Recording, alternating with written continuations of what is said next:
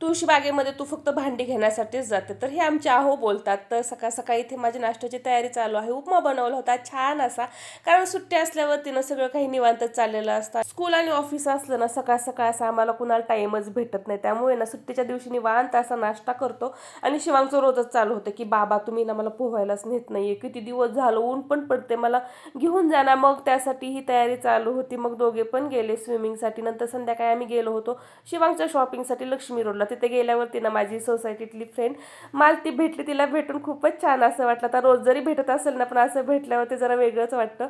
आता शिवांगची शॉपिंग झाल्यावरती म्हटलं चला आता तुळशीबागेमध्ये एक फेरफटका मारून येऊयात.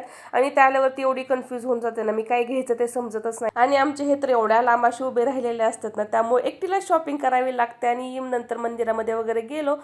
आणि हे बघा तुळशीबागेतून मी काय आणलं होतं, एवढी सारी भांडी आणली होती आणि त्यासोबत फक्त एकच सेट घेऊन आले होते. यासाठी बाय.